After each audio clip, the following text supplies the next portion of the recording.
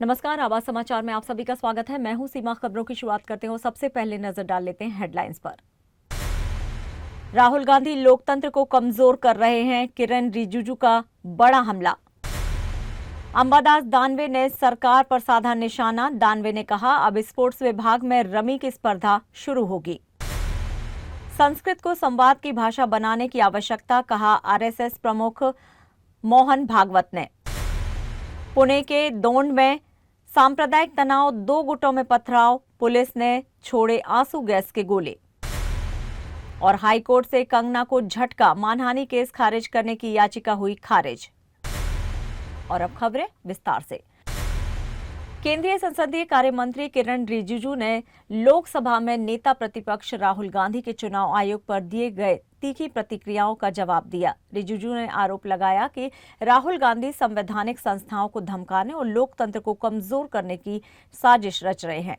ये लोकतंत्र के लिए खतरनाक है। रिजिजू ने कहा है कि राहुल गांधी की शैली से विपक्ष के भीतर भी असहमति बढ़ रही है और अब विपक्षी दलों के नेता भी उनकी आलोचना कर रहे हैं। उन्होंने कहा है कि विपक्षी सांसद सदन में कार्रवाई बाधित करते हैं और फिर कहते हैं कि उन्हें बोलने नहीं दिया जा रहा। राहुल गांधी भारत विरोधी बयान दे रहे हैं और संसद को बाधित कर रहे हैं, जो कि बिल्कुल गलत है।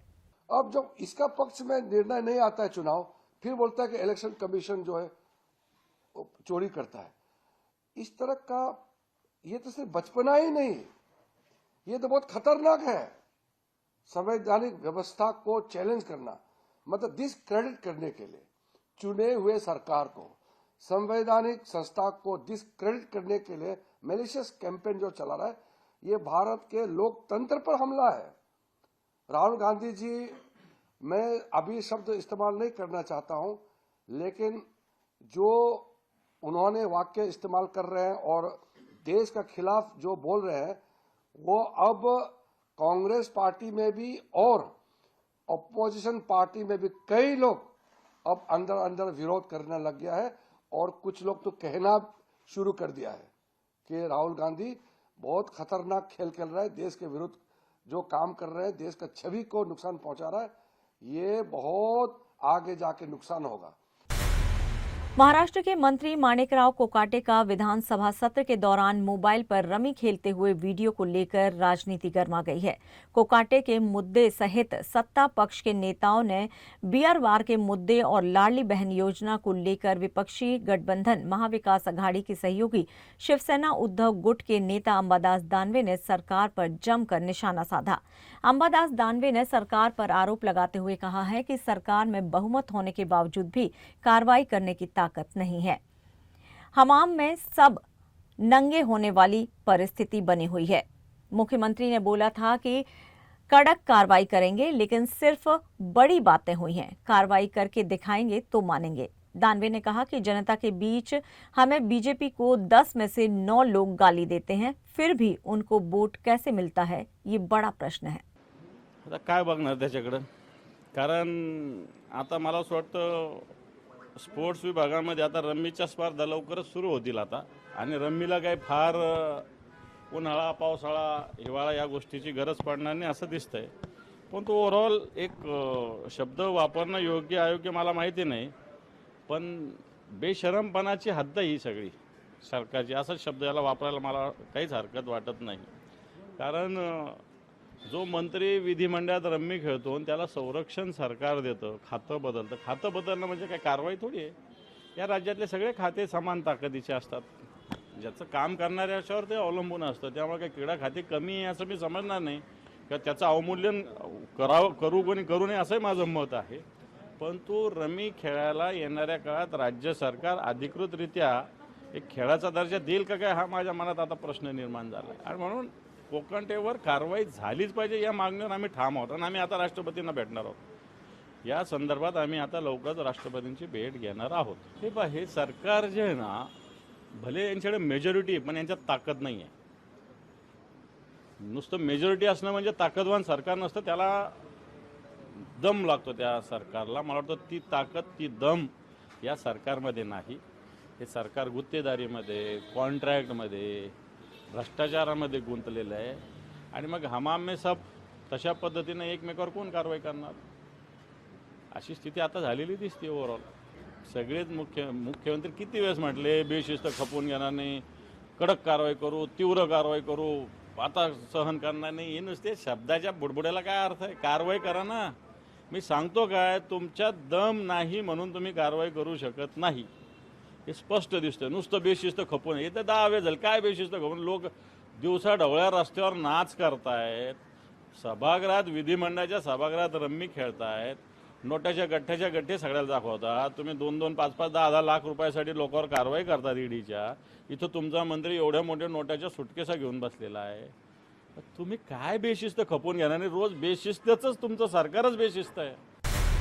राष्ट्रीय स्वयंसेवक संघ प्रमुख मोहन भागवत ने नागपुर के कवि कुलगुरु कालिदास संस्कृत विश्वविद्यालय में एक नए भवन के उद्घाटन कार्यक्रम में बोलते हुए कहा कि संस्कृत को केवल समझना नहीं बल्कि बोलना भी आना चाहिए। उन्होंने कहा कि भारत की सभी भाषाओं की जड़ संस्कृत ही है और अब समय आ गया है कि इसे संवाद की भाषा बनाया जाए। भागवत ने कहा है कि संस्कृत को हर घर तक पहुंचाना होगा। उन्होंने माना कि उन्होंने स्वयं भी संस्कृत सीखी है, लेकिन धारा प्रवाह बोल नहीं पाते। संस्कृत विश्वविद्यालय को सरकार का सहयोग तो मिला ही, लेकिन असली जरूरत जन सहयोग की है। उन्होंने आत्मनिर्भरता के लिए बौद्धिक विकास की आवश्यकता पर जोर दिया। मोहन भागवत ने कहा कि संस्कृत केवल एक भाषा नहीं बल्कि भारतीय संस्कृति और चेतना की वाहक है। जो व्यक्ति संस्कृत जानता है वो भारत को गहराई से समझता भी है। भाषा केवल शब्दों का माध्यम नहीं बल्कि भाव होती है। उद्घाटन करते हुए भागवत ने उम्मीद जताई कि ये संस्थान संस्कृत को जीवंत बनाए रखने में अहम भूमिका निभाएगा। पुणे के दोंड इलाके में सांप्रदायिक तनाव ने एक बार फिर से लॉ एंड ऑर्डर पर सवाल खड़े कर दिए हैं। सोशल मीडिया पर एक कथित भड़काऊ पोस्ट के बाद हालात बेकाबू हो गए। बताया जा रहा है कि सोशल मीडिया पर भड़काऊ पोस्ट की लेकर दो समुदायों के बीच पथराव शुरू हो गया। भीड़ को काबू में करने के लिए पुलिस को आंसू गैस के गोले छोड़ने पड़े और लाठीचार्ज भी करना पड़ा। घटना के बाद इलाके में भारी पुलिस बल तैनात कर दिया गया है और एहतियातन धारा 144 भी लागू कर दी गई है। पुलिस ने कई लोगों को हिरासत में भी लिया है। पुलिस का कहना है कि सोशल मीडिया पोस्ट की जांच की जा रही है और लोगों से अफवाहों पर ध्यान न देने की अपील की गई है। फिलहाल स्थिति तनावपूर्ण लेकिन नियंत्रण में बताई जा रही है। बॉलीवुड एक्ट्रेस और भाजपा सांसद कंगना रनौत को पंजाब और हरियाणा हाईकोर्ट से बड़ा झटका लगा है। कोर्ट ने किसान आंदोलन के दौरान दिए गए उनके विवादित बयान से जुड़े मानहानि केस को रद्द करने की मांग वाली याचिका को खारिज कर दिया है। दरअसल साल 2021 में भटिंडा की रहने वाली महिंदर कौर ने कंगना रनौत के खिलाफ मानहानि की शिकायत दर्ज कराई थी। ये वही मामला है जिसमें कंगना ने सोशल मीडिया पर एक पोस्ट में बुजुर्ग महिला को लेकर कहा था कि आंदोलन में शामिल ये महिलाएं 100 रुपए लेकर आई हैं। इस बयान के बाद देश भर में विरोध हुआ था और कई जगहों पर कंगना के खिलाफ शिकायतें दर्ज कराई गई थीं। किसानों ने बुलंदशहर और आगरा की अदालतों में भी कंगना पर महिलाओं का अपमान करने का आरोप लगाया था। हाईकोर्ट के इस फैसले के बाद अब कंगना रनौत को इस मामले में निचली अदालत में ही मुकदमे का सामना करना पड़ेगा। और आवाज समाचार में यहां पर लेंगे एक छोटा सा ब्रेक। आप बने रहिए हमारे साथ।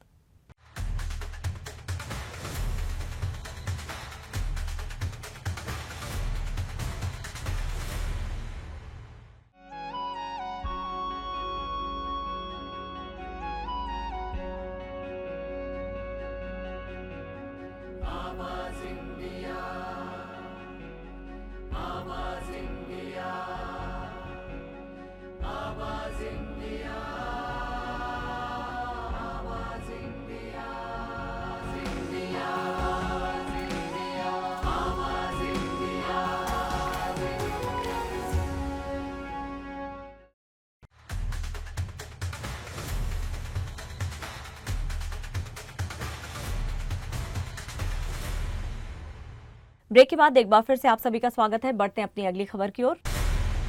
कांग्रेस नेता राहुल गांधी के चुनाव आयोग पर लगाए गंभीर आरोपों के बीच अब चुनाव आयोग की प्रतिक्रियाएं सामने आई हैं। आयोग ने राहुल गांधी के बयानों को बेबुनियाद बताया है और साफ किया है कि धमकियों या अफवाहों से प्रभावित हुए बिना वो निष्पक्ष और पारदर्शी तरीके से अपना काम करता रहेगा। आयोग ने ये भी कहा है कि उनके अधिकारियों को रोज धमकियां मिल रही हैं, लेकिन इसके बावजूद वो लोकतंत्र की मजबूती के लिए ईमानदारी से काम कर रहे हैं। राहुल गांधी ने चुनाव आयोग पर धांधली का आरोप लगाते हुए कहा कि जो अधिकारी इस गड़बड़ी में शामिल हैं उन्हें छोड़ा नहीं जाएगा। अगर वे रिटायर हो गए तब भी कार्रवाई होगी। संसद भवन में पत्रकारों से बातचीत करते हुए उन्होंने दावा किया कि वोटों की चोरी हो रही है और चुनाव आयोग इस साजिश में शामिल है। उधर बिहार में जारी स्पेशल इंसेंटिव रिवीजन को लेकर भी विपक्ष के सवालों पर चुनाव आयोग ने जवाब दिया है। आयोग ने कहा है कि वोटर लिस्ट से किसी का नाम काटने की नहीं बल्कि ज्यादा से ज्यादा लोगों को जोड़ने की प्रक्रिया चल रही है। ड्राफ्ट वोटर लिस्ट जारी कर दी गई है और 1 सितंबर तक लोग अपने नाम शामिल कराने के लिए आयोग के कैंप में आवेदन कर सकते हैं। रेप केस में पूर्व जेडीएस सांसद प्रज्वल रेवन्ना को कोर्ट ने दोषी करार दे दिया है। जैसे ही जज ने फैसला सुनाया, रेवन्ना कोर्ट में फूट-फूट कर रो पड़े। पूर्व हासन सांसद के खिलाफ ये मामला उनकी घरेलू सहायिका के साथ दुष्कर्म का था। सुनवाई के दौरान साड़ी को अहम सबूत के रूप में कोर्ट में पेश किया गया, जिससे केस की दिशा तय हुई। कोर्ट ने भारतीय दंड संहिता की धारा और आईटी एक्ट की कई धाराओं में उसे दोषी पाया है। अब सजा की अवधि का ऐलान कल यानी कि 2 अगस्त को किया जाएगा। फैसला सुनते ही कोर्ट से बाहर निकलते समय रेवन्ना बेहद टूटे हुए नजर आए। लंदन से एक दिल दहला देने वाली खबर सामने आई है, जहां 30 साल के एक ब्रिटिश सिख युवक की चाकू घोंपकर हत्या कर दी गई। मृतक की पहचान गुरमुख सिंह उर्फ गैरी के रूप में हुई है। ये वारदात पूर्वी लंदन के एलफोर्ड इलाके की फेलब्रिज रोड पर हुई। पुलिस के मुताबिक हत्या का आरोपी उसी के जानने वाले 27 वर्षीय अमरदीप सिंह पर लगा है, जिसे गिरफ्तार कर अदालत में पेश किया गया, जहां उसे दोषी ठहराया गया है। अब अगली सुनवाई लंदन की ओल्ड बेली कोर्ट में 5 जनवरी 2026 को होगी। चौंकाने वाली बात यह है कि हत्या की इस साजिश में 3 महिलाएं भी शामिल पाई गई हैं, जिन्हें पूछताछ के बाद अक्टूबर तक जमानत पर रिहा कर दिया गया है। गुरमुख सिंह की इस निर्मम हत्या ने लंदन के सिख समुदाय को गहरे शोक में डाल दिया है। मेट्रोपॉलिटन पुलिस इस मामले की जांच में जुट गई है और लोगों से सहयोग की अपील की जा रही है, ताकि पीड़ित परिवार को जल्द से जल्द न्याय मिल सके। प्रधानमंत्री मोदी को लेकर की गई एक पुरानी टिप्पणी पर कांग्रेस सांसद शशि थरूर को सुप्रीम कोर्ट से बड़ी राहत मिली है। बीजेपी नेता राजीव बब्बर की ओर से दायर आपराधिक मानहानि के मामले में निचली अदालत की कार्रवाई पर सुप्रीम कोर्ट ने फिलहाल रोक लगा दी है।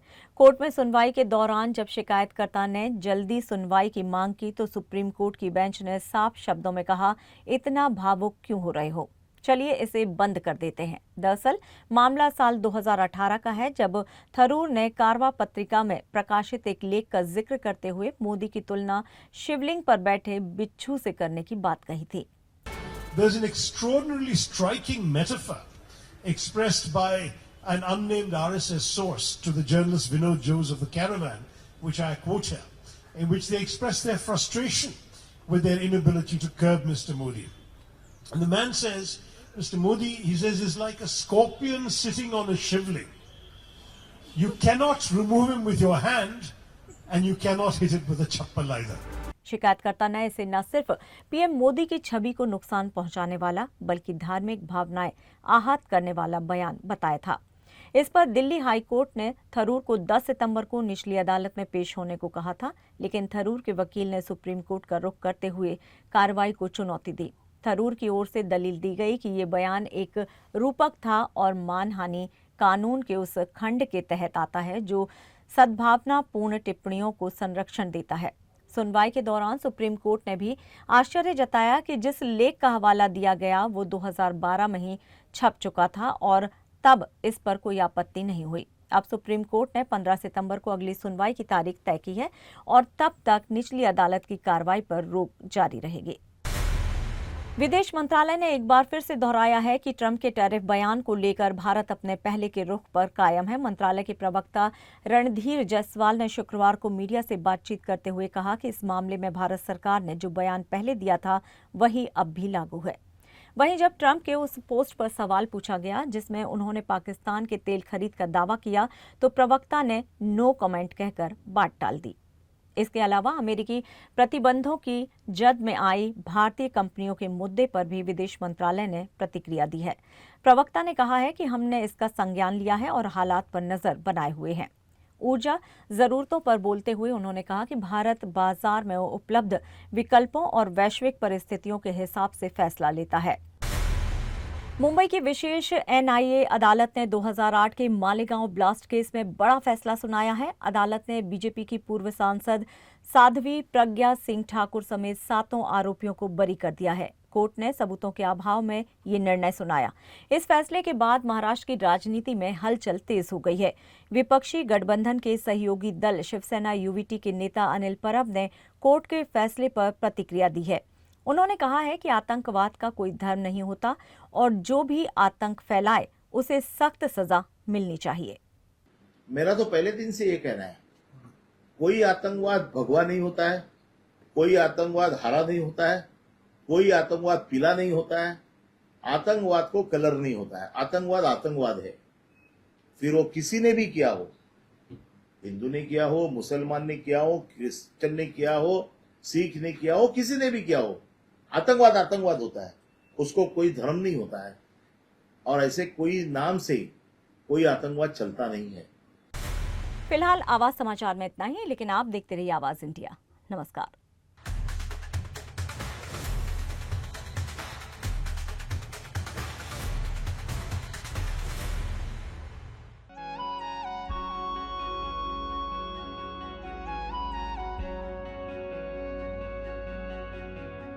आवाज इंडिया।